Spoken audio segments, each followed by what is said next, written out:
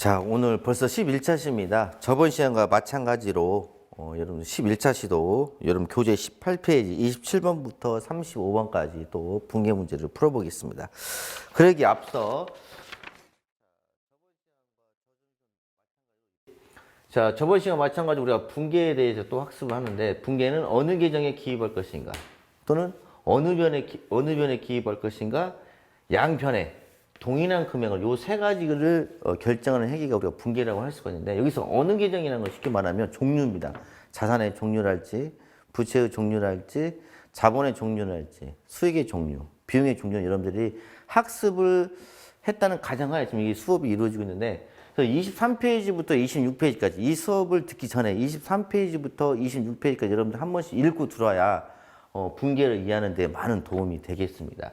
자, 그럼 여기서 이제 어느 변이냐, 차변에 기록할 것이냐, 대변에 기록할 것인가는 여러분들 거래의 8요소, 차변에 자산의 증가, 부채의 감소, 자본의 감소, 비용의 발생, 대변에 자산의 감소, 부채의 증가, 자본의 증가, 수익의 발생. 이걸 먼저 쭉 외우고 있어야 합니다. 외우고 있는 상태에서 누구 입장에서? 기업의 입장에서 장부에다가 기록하고 계산하고 정리를 해야 합니다.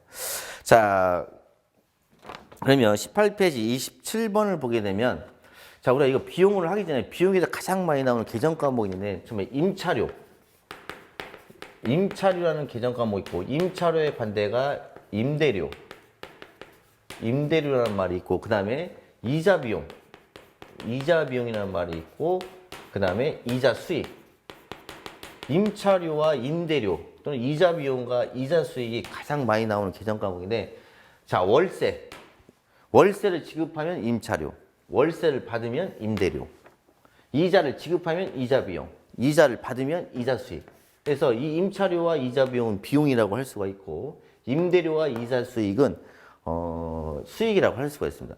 여러분들 계정 과목을 막 외우려고 하지 마시고, 그냥 이렇게 문제를 풀면서, 아, 이럴 때는 급여라 쓰구나, 아, 이럴 때는 이자 비용을 쓰구나, 아, 이럴 때는 임대료구나, 이렇게 다 문제 속에 답이 다 있습니다, 여러분들.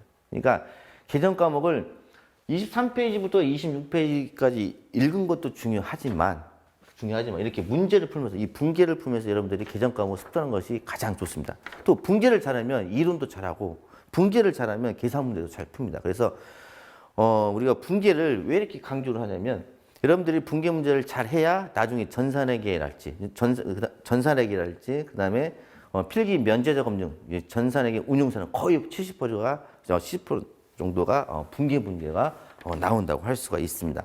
그래서 27번 문제면, 임차료 20만 원 현금을 지급하다. 또 현금이 나갔네요. 현금은 자산이죠.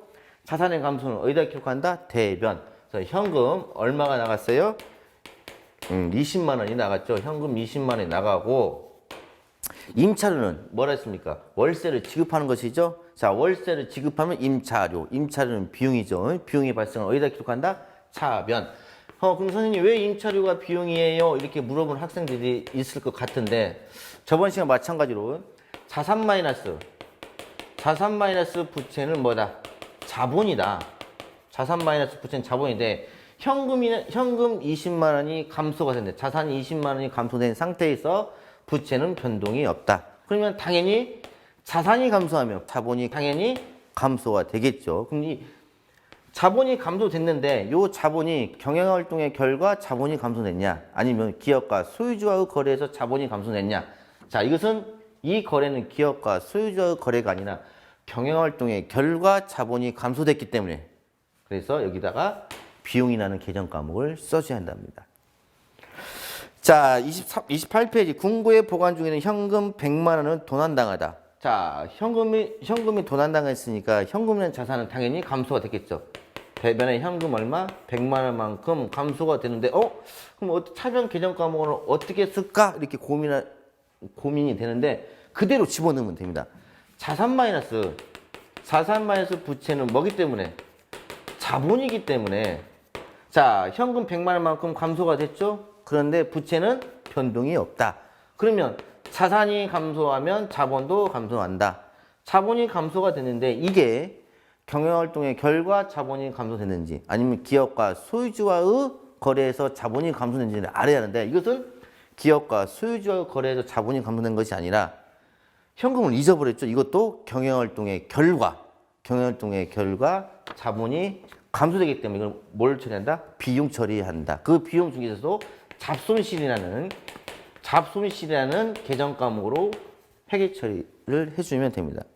자, 기업과 주주와의 거래는 또는 기업과 소유주와 거래는 자, 여기에 주주가 있다 또는 소유주가 있다면 이 주주가 이 기업에게 출자를 하는 겁니다. 출자라는 것은 돈을 투자하는 거예요. 그러면 출자를 하게 되면 이 기업은 이 돈을 가지고 경영활동을 하겠죠? 경영활동을 하게 되면 이익이 나겠죠? 그 이익을 누구에게? 주주에게 분배를 해주는데 이 자체가 뭐다? 기업과 소유주와의 거래라고 할 수가 있습니다. 기업과 소유주와의 거래를 뺀 나머지는 다 뭐다? 경영활동 결과. 경영활동 결과 자본이 증가하면 수익. 경영활동 결과 자본이 감소하면 비용이라고 할 수가 있겠습니다. 자, 그 다음에 29페이지 보게 되면 우표비 엽서 대금 7만 원을 현금으로 지급하다. 그러면 대변에 또 현금 나갔죠? 대변에 현금 7만 원을 써주고 또 여기다 계정 과목 모르겠다. 그냥 쓰면 됩니다. 자산 마이너스 부채는 뭡니까? 자본이기 때문에 현금 7만 원이 감소가 됐네. 부채는 변함이 없다. 그러면 자본도 당연히 어떻게 된다? 감소가 되겠죠. 자, 경영활동의 결과 자본이 감소하기 때문에 여기를 뭘 써주면 됩니까? 비용 써주면 됩니다. 그 비용이 뭐냐면 통신비라고 했습니다. 통신비 7만 원 이렇게 여러분들이 차변에다가 써주면 되겠습니다. 자, 이 통신비는 비용이죠. 비용이 발생이기 때문에 차변한 거예요. 자, 통신비는 또 우표를 구입하든 또 인터넷 요금 또는 전화 요금을 내게 되면 우리가 장부에다 뭐로 적는다? 통신비로 이렇게 장부에다가 기록을 해주면 되겠습니다. 자, 30번. 단기 대여금에 대한 이자 2만 원 현금으로 받다. 자, 현금으로 받았네요. 뭘 받았어? 이자를 받으면 단기 대여금에 대한 이자 2만 원 현금으로 받다. 자, 이자를 현금으로 받으면 뭐예요? 이자 수익이죠. 이자를 받으면 이자 수익, 이자를 지급하면 이자 비용. 그래서 현금으로 받았기 때문에 현금이라는 자산은 증가가 됐겠죠. 얼마만큼? 2만 원만큼 증가했는데 대변 계정 과목을 모르겠다. 그럼 여러분들이 어떻게 찾으면 됩니까? 자산 마이너스 부채는 뭐기 때문에? 자본이기 때문에. 자, 현금이라는 자산이 2만 원만큼 증가가 됐는데 부채는 변함이 없죠?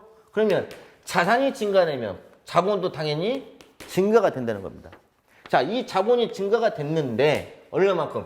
2만 원만큼 증가가 됐는데 이 2만 원이 기업과 소유자 거래에서 증가가 됐냐? 아니면 경영활동의 결과 증가됐냐? 이걸 따져야 합니다. 그럼 경영활동의 결과 증가됐으니까 여기를 뭘로 처리한다? 수익 처리한다. 그래서 수익의 발생은 어디입니까? 대변이라고 할 수가 있습니다. 그래서 그 수익이 뭐다? 이자 수익이라고 할 수 있습니다. 이자 수익 2만 원 이렇게 장부에다가 기록을 해주시면 되겠습니다. 자, 31번. 점포 임대료 26만 원 현금으로 받다. 자, 현금으로 받았죠? 현금으로 받았으니 현금은 자산이죠? 자산의 증가는 어디에다가? 차변에다가 기록한다. 얼마만큼 증가가 됐다? 26만 원만큼 증가가 됐다. 자, 뭘 받았어요? 임대료를 받았죠? 임대료는 수익이죠. 수익의 발생은 어디다? 대변이다. 임대료 얼마? 26만 원 이렇게 장부에다가 기록을 해주면 되겠습니다. 딱 요 분계만 봐도 거래를 유추할 수가 있습니다. 아, 현금이 들어왔네. 얼마만큼? 26만 원. 왜 들어왔냐? 월세를 받았다. 이렇게 월세를 받았다. 이렇게 거래의 내용을 유추를 또 할 수가 있겠습니다. 자, 상품 판매를 알선하고 중개수수료 6만 원 현금으로 받다. 자, 현금은 들어왔죠? 현금은 자산이죠. 자산의 증가는 어디다? 차변에다 기록한다. 현금 얼마? 6만 원.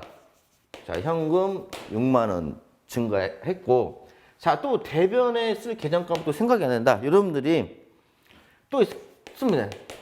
자산 마이너스 부채는 자본이기 때문에, 자, 현금이 6만 원만큼 증가가 됐죠? 근데 부채는 변함이 없다. 그러면 당연히 자본도 증가가 된다. 자, 자본이 증가가 됐으니까 이 자본은 경영활동의 결과 자본이 증가된 것이다. 얼마만큼? 6만 원만큼 증가된 것이다. 자, 그럼 6만 원만큼 증가가 됐으니까 여기다가 수익이라는 계정 과목이 와야 하는데 그 수익이 뭐냐? 수료, 수익 얼마? 6만 원 이렇게 여러분들이 회계 처리해 주시면 되겠습니다.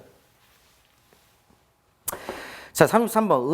은행 예금에 대한 이자 10,000원을 현금으로 받다. 이자를 받았네요. 그럼 차변에 현금 100만 원이 되겠죠. 차변에 현금 10,000원이 되겠죠. 차변에 현금 10,000원. 이자를 받았죠. 이자를 받으면 이자 수익. 이자 수익이 얼마? 10,000원. 이런 식으로 장부에다가 기록을 해주면 되겠습니다. 왜 대변에 이자 수익이 왔는 이유를 여러분들 꼭 아셔야 합니다. 그리고 차변에 왜 비용, 임차료 20만이 왔는 걸 꼭 이유를 아셔야 돼요. 아까 이유는 한 3-4번 설명을 했습니다. 자, 34번은 좀 여러분들 좀 별표를 좀 쳐주세요. 이게 가장 많이 나오는 이제 분계 문제인데, 상품 5만 원을 외상으로 배출하다. 자, 얼마짜리를 42,000원짜리 상품을 얼마에 팔았어요? 5만 원에 팔았죠. 그럼 얼마만큼 이익이 난 거예요? 8,000원만큼 이익이 난 겁니다. 이것을 장부에다 어떻게 기록하냐? 모든 자산 나갈 때는 무조건 장부금액. 쉽게 말하면 장부금액인 것이 무엇이냐면 재무상태표에 적혀있는 금액대로 자산을 팔아야 한다는 겁니다. 모든 자산을 장부에다가 제거시킬 때, 없앨 때는 장부금액 또는 원가로 없애준다는 겁니다. 자, 얼마짜리 상품이 나온 거예요? 얼마짜리 상품? 상품 42,000원짜리 상품이 나간 거예요. 상품 42,000원. 즉 쉽게 말하면 상품이라는 자산인 42,000원짜리가 감소가 되고, 돈을 얼마 받기로 했어요? 5만 원 받기로 했죠? 자, 근데 돈 받았어요? 못 받았어요? 못 받았죠. 그러니까 상품을 외상으로 배출하면 외상 매출금 얼마? 5만 원 기입을 해주고, 우리가 항상 회계상의 모든 거래는 차변과 대변이 같아야죠. 자, 그러면 대변이 얼마만큼? 8,000원만큼 적습니다. 그럼 여기에 또 어떤 계정과목을 써줘야 하는데, 말 모르겠다. 그러면 자산 마이너스 부채는 뭐기 때문에? 자본이기 때문에 얼마만큼 증가됐어요? 자산이 5만 원만큼 증가됐다가 42,000원만큼 감소가 됐죠? 그러면 8,000원만큼 증가가 된 거잖아요. 자산이 5만 원만큼 증가됐다가 또 자산이 42,000원만큼 감소가 됐으니까 8,000원만큼 자산이 증가된 겁니다. 이럴 때 부채는 변함이 없고, 그러면 자산이 증가하니까 자본이 증가됐네. 자본이 왜 증가했어? 경영활동의 결과 자본이 증가됐기 때문에 여기다 뭘 써줘야 합니까? 수익을 써줘야 합니다. 그 수익이 뭐냐면 상품을 어떻게 했더니, 상품을 매출했더니 뭐가 생긴 거예요? 이익이 생겼다. 그래서 상품 매출 이익이라는 계정 과목으로 회계 처리를 해주시면 되겠습니다. 자, 35번. 단기대여금 5만 원과 그 이자 2만 원을 현금으로 회수하다. 자, 회수라는 말은 무슨 말입니까? 받았다는 거잖아요. 자, 아까 단기대여금이 형이라면 이자 수익은 동생. 단기차입금이 형이라면 이자 비용은 동생이라 했죠. 단기대여금과 이자 수익, 단기차입금과 이자 비용은 거의 세트로 같이 움직입니다. 자, 보게 되면 현금이 들어왔습니다. 얼마만큼 현금 들어왔습니까? 내가 빌려준 돈도 받고, 그 다음에 이자도 받았죠. 총 얼마 받았어요? 현금으로 52,000원을 받았습니다. 현금으로. 자산의 증가는 차변. 그 다음에 단기대여금 받았으니까, 회수됐으니까 단기대여금이라는 자산은 5만 원만큼 감소가 됐겠죠. 그죠? 그래서 차변과 대변은 항상 합계가 어떻게 돼요? 일치가 돼야죠. 자, 얼마만큼 여기가 비해요? 2,000원만큼 부족한데, 이 2,000원이 뭐다? 단기대여금이 형이라면 동생은 뭐다? 이자 수익이라는 계정 과목으로 회계 처리를 해주시면 되겠습니다. 자, 여기서 몇 가지 더 알아보면,